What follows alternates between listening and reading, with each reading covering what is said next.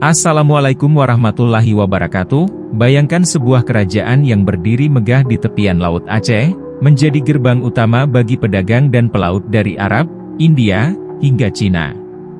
Sebuah kerajaan yang namanya terukir dalam berbagai catatan sejarah, namun keberadaannya masih menjadi misteri yang terus diperdebatkan. Inilah kisah Kesultanan Lamuri, cikal bakal Kesultanan Aceh Darussalam, tempat Islam pertama kali berkembang di Tanah Rencong. Sebelum kita melanjutkan kisah menarik ini, jangan lupa untuk mendukung channel ini dengan like, komen, dan subscribe agar semakin banyak orang yang mengetahui sejarah yang terlupakan ini. Aktifkan juga lonceng notifikasi agar Anda tidak ketinggalan video terbaru dari kami. Mengapa Kesultanan Lamuri begitu penting? Sejarah bukan hanya tentang masa lalu, tetapi juga tentang jati diri kita hari ini. Kesultanan Lamuri, yang dahulu menjadi pusat perdagangan dan penyebaran Islam, kini namanya perlahan-lahan tenggelam dalam ingatan. Pernahkah kita bertanya, mengapa kerajaan yang begitu berpengaruh dalam sejarah Nusantara ini tidak sepopuler kerajaan lain seperti Samudera Pasai atau Aceh Darussalam?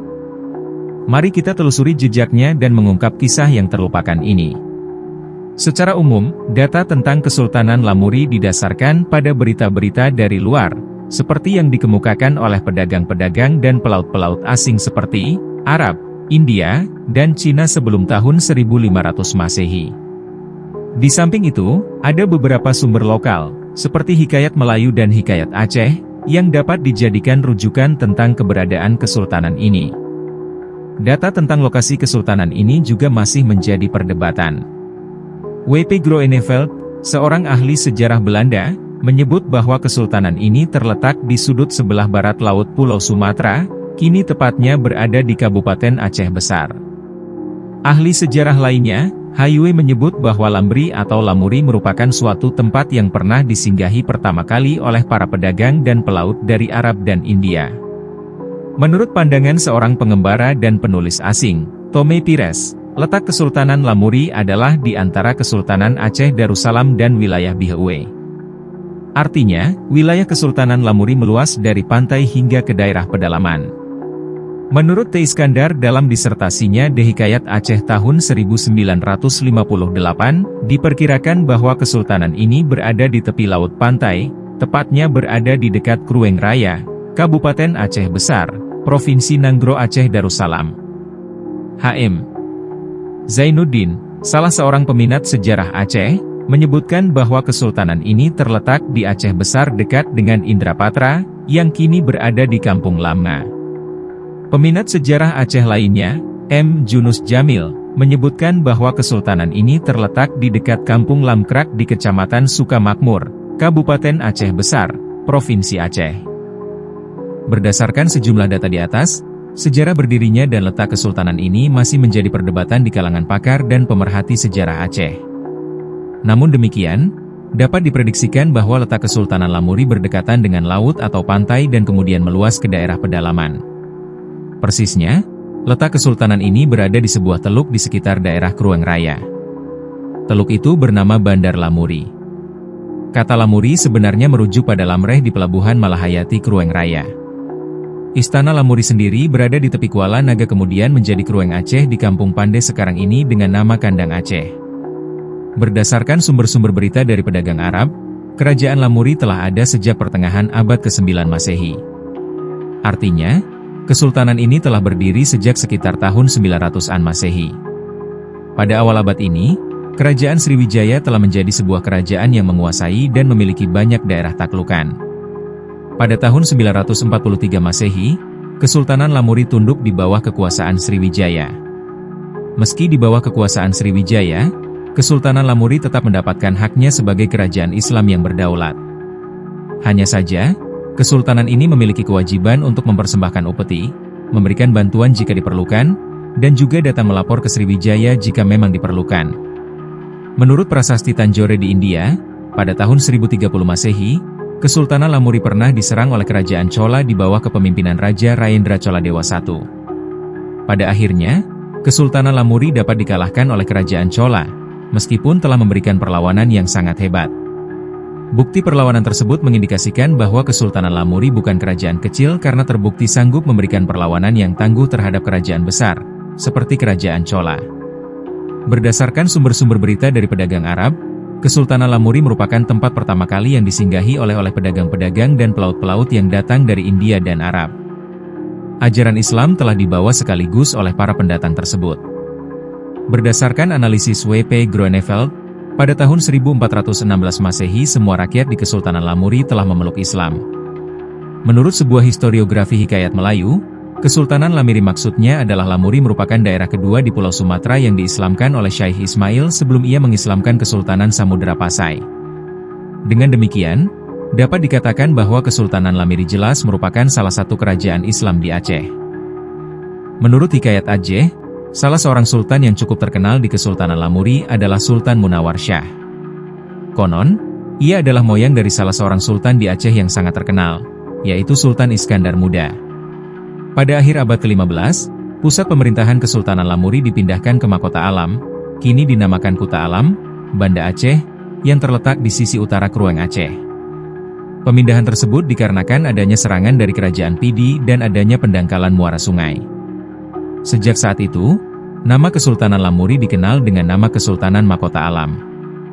Dalam perkembangan selanjutnya, tepatnya pada tahun 1513 Masehi, Kesultanan Lamuri beserta dengan Kerajaan Pase, Daya, Lingga, Pedir atau Pidi, Perlak, Benua Tamiang, dan Samudera Pasai bersatu menjadi Kesultanan Aceh Darussalam di bawah kekuasaan Sultan Ali Mugayat Shah tepat pada tahun 1496 sampai dengan 1528 Masehi. Jadi, bisa dikatakan bahwa Kesultanan Lamuri merupakan bagian dari cikal bakal berdirinya Kesultanan Aceh Darussalam. Nama kesultanan ini berasal dari salah satu desa di Kabupaten Aceh Besar, yang pusat pemerintahannya berada di Kampung Lamreh. Daftar Raja-Raja Lamuri pada masa awal. Berikut nama Raja-Raja awal Kerajaan Lamuri dari dinasti Poliang ini diperoleh dari salinan manuskrip Raja Muluk At-Tahasi, seorang keturunan pembesar Aceh di zaman dahulu, demikian pula juga angka-angka tahunnya. Maharani Putrobudian, Kerajaan Mante, menikah dengan Maharaja Poliang, yaitu seorang bangsawan Campa dari Indochina yang datang ke Aceh bersama rombongannya karena negerinya diserang musuh yang lebih kuat. Beliau mencari tanah air sambil mengembangkan agama Buddha mazhab Hinayana sekte Mantrayana. Setelah menikahi Ratu Mante dan akhirnya beliau diangkat sebagai Raja Lamuri yang pertama. Adapun dinasti Poliang yang memerintah Kerajaan Aceh Lamuri itu menurut catatan Dada Meuraksa adalah sebagai berikut. 1. Maharaja Poliang. Raja Lamuri Buddha I. 2. Maharaja Beuransah. Raja Lamuri Buddha II, anak nomor 1. 3. Maharaja Beureuman. Raja Lamuri Buddha III, anak nomor 2. 4. Maharaja Binsi. Raja Lamuri Buddha IV, anak nomor 3. 5. Maharaja Lamteuba, Raja Lamuri Islam I, Mazhab Syiah. Beliau adalah raja yang termasyhur karena keberaniannya, keadilannya, kecerdasannya, dan terutama karena menyambut Islam yang dibawa dan didakwahkan kepadanya oleh seorang Said keturunan Rasulullah Shallallahu Alaihi Wasallam. Tahun 754 Masehi. 6. Maharaja Gading. Islam Syiah kedua, tahun 786 Masehi, anak nomor 5 dan cucu nomor 4. 7. Maharaja Banda Cairullah. Islam Syiah ketiga, tahun 822 Masehi, anak nomor 6. 8. Maharaja Cuut Samah.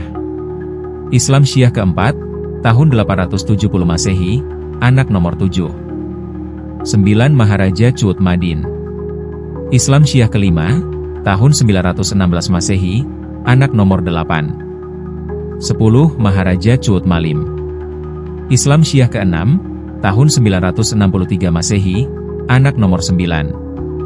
11. Maharaja Cuut Seudang.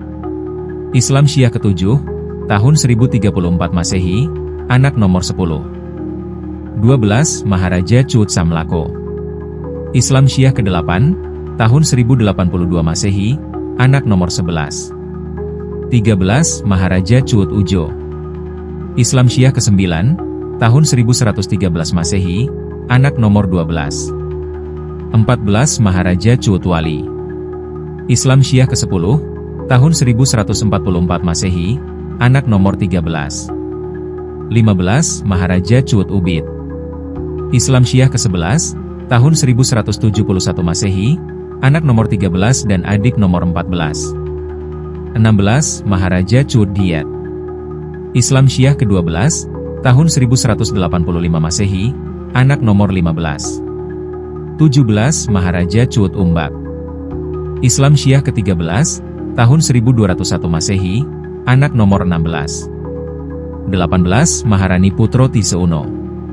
Islam Syiah ke-14, tahun 1235 Masehi, anak nomor 17.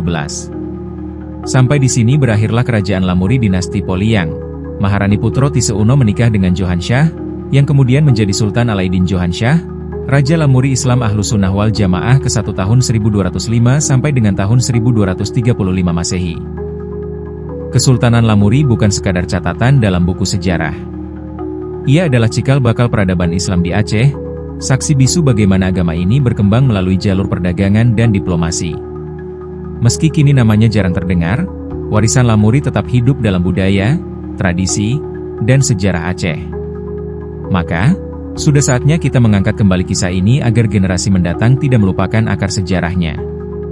Jika Anda menikmati video ini, jangan lupa untuk like, komen, dan subscribe agar tidak ketinggalan konten menarik lainnya. Bagikan juga video ini kepada teman-teman Anda agar semakin banyak yang tahu tentang sejarah yang luar biasa ini. Sampai jumpa di video berikutnya. Wassalamualaikum warahmatullahi wabarakatuh.